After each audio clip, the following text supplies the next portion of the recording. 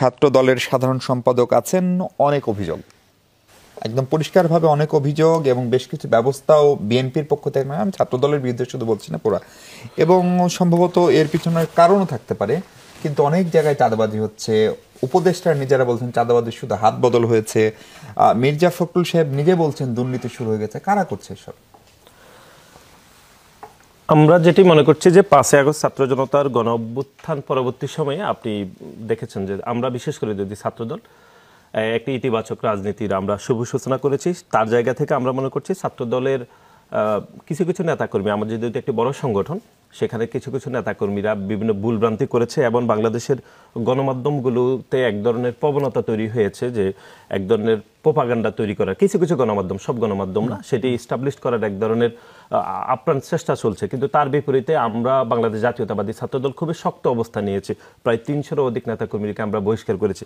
কিন্তু আমরা বহিষ্কার করার পরবর্তী সময়ে আমরা সাংগঠনিক কাঠামোতে এসে আমরা ইনভেস্টিগেশন করে দেখেছি যে গণমাধ্যম আসলে ঠিকভাবে তথ্য দিতে পারেনি, বা আমাদের সাংগঠনিক কাঠামোর মধ্যে আমাদের নিজেদের মধ্যে বিভেদ তৈরি করে গণমাধ্যমে সংবাদ পরিবেশন করে এক ধরনের এনভায়রনমেন্ট তৈরি করা হয়েছে তার বিরুদ্ধে, এগুলো আমরা দেখেছি।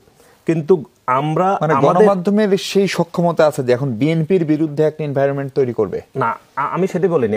আমি বলছি যে আমাদের নিজেদের মধ্যেও কিছু নেতাকর্মীরা প্রতিযোগিতার কারণে হোক যে এক ধরনের তথ্য পরিবেশন করে গণমাধ্যমকে ভুল তথ্য দিয়ে সংবাদ পরিবেশন করে, সেটিও আমরা মনে করছি। কিন্তু তার বিপরীতে আমরা যে শক্ত অবস্থানগুলো নিচ্ছি সেটি কিন্তু গণমাধ্যমে সেভাবে প্রচারিত হচ্ছে না বলে আমরা মনে করছি। আমরা যেটি বারবার যেটি বলছি সেটি হচ্ছে আমাদের একটি বড় সংগঠন, এখানে আমাদের কিছু নেতাকর্মী ভুল ভ্রান্তি করছে, সেটি আমরা অস্বীকার করছি না।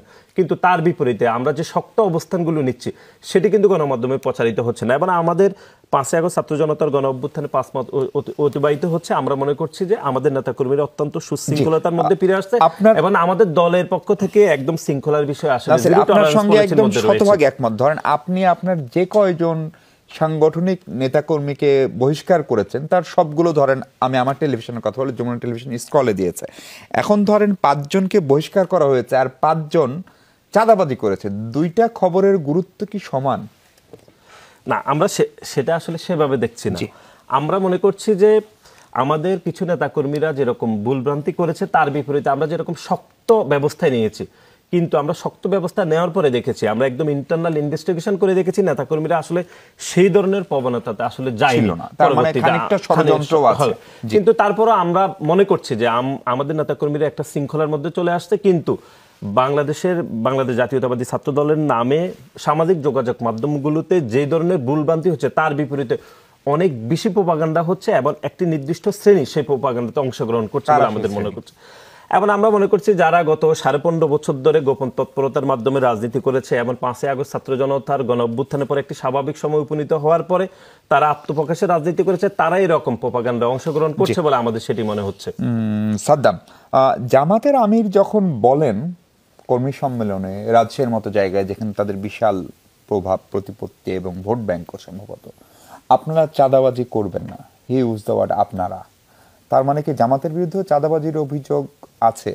এবং যেটা একটু আগে আপনার সহযোদ্ধা সহকর্মী নাসির বললেন, সে অভিযোগের তীরটা আপনাদের দিকে, যে আপনারাও তাদেরকে সামাজিক যোগাযোগ মাধ্যমে বা অন্যান্য জায়গায় এক ধরনের কোট আনকোট, আমরা খুবই কনস্পাইরেসি থিওরি এই দেশে চলে, সেটা করলেন, সেটা কি কিভাবে ব্যাখ্যা করবেন? জামাতের বিষয়টা, আমির জামাত যে বিষয়টা বলেছে এটা তো নিঃসন্দেহে যারা চাঁদাবাজি করছে তাদেরকে ইন্ডিকেট করে বলেছে এই জিনিসগুলো করলে জনগণ আর ভালোভাবে নিবে না। এবং এর জবাবটা এখন তো আবার রিপ্লাই, তাদের একটা আন্দোলন হবে না সামনে, ভোটের যুদ্ধ, সেখানে ব্যালটের মাধ্যমে তারা এটা দেখাবে। সুতরাং আমাদের দেশের জনগণ খুব কষ্টের মধ্যে দিন কাটাচ্ছে, মুদ্রাস্ফীতির পরিমাণও খুব খারাপ। এই জায়গায় দাঁড়িয়ে জনগণের যখন সামনে আবার দেখতে পাচ্ছে যে সর্বক্ষেত্রেই চাঁদাবাজি, এটা যদি এমন হয় যে প্রোপাগান্ডা চালানো হচ্ছে, তাহলে মিডিয়ার ব্যাপারে তো অবশ্যই আইনি ব্যবস্থা নেওয়া উচিত ছিল। মিডিয়া এটা কেন করবে? কোনো মিডিয়া ইন্টেনশনালি এই কাজগুলো করছে আমার কাছে তাই মনে হচ্ছে না। অধিকাংশ মিডিয়া যখন চাঁদাবাজির কথাগুলো প্রচার করছে এবং কন্টিনিউয়াসলি এটা প্রচারিত হচ্ছে, তার মানে সামান্য কিছু হলেও এটা হচ্ছে। তো যেই জায়গাগুলো হচ্ছে চাঁদাবাজের ব্যাপারে যাদেরকে বলা হচ্ছে, তো যারা চাঁদাবাজ তাদেরকেই বলা হচ্ছে। সুতরাং এই বিষয়ে মানে কোনো দল তার মতো করে তো নেয়ার কোনো প্রয়োজন নাই। সুতরাং আমার কাছে মনে হয় আমির জামাত তার দলের, বিশেষ করে জামাত ইসলামী শুরু থেকেই 5 তারিখের পর থেকেই এই জায়গাগুলোতে খুবই স্ট্রিক্ট ছিল এবং সবচেয়ে বেশি ক্ষতিগ্রস্ত হয়েছে 15টা বছরে এই সংগঠন, যার কোনো ইউনিয়ন পর্যন্ত একটা অফিস পর্যন্ত খুলতে পারেনি।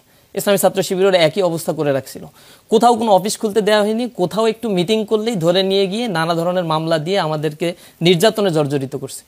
বিএনপির ক্ষেত্রে বা ছাত্রদলের ক্ষেত্রে ঘটনাটা এরকম ঘটে নাই, তারা সব জায়গায় কম বেশি অফিস করতে পারছে। নির্যাতনের স্ট্রিম রুলারটা এই পর্যায়ে ছিল আমাদের। তো এইখান থেকে যখন কেউ আবার বলে ইন্টেনশনালি যে তারা হচ্ছে 15 বছরে গোপন ছিল, এটা দুর্ভাগ্যজনক। দায়িত্বশীল কোনো ছাত্র সংগঠনের কাছ থেকে এই জিনিসগুলো অনাকাঙ্ক্ষিত এবং ইচ্ছা করে এইগুলো করা হচ্ছে। ওই যে শুরুতে বিভাজনের যে কথাটা বলছেন, এই জায়গাগুলো আমাদের ভিতরে নেগেটিভ একটা ইমেজ ক্রিয়েট করছে। আমরা এই বিষয়গুলোতে নেগেটিভ ভাবে আমরা মানে বলতে চাচ্ছি যে বিষয়গুলো পজিটিভলি দেখা উচিত, যে আমাদের সামনে নতুন একটা দেশ গঠন করতে হবে। এই ক্ষেত্রে দেশের জন্য যে লুফলস গুলো, এই জিনিসগুলো আইডেন্টিফাই করে গঠনমূলকভাবে নিজেরা বসে আলোচনা করতে হবে।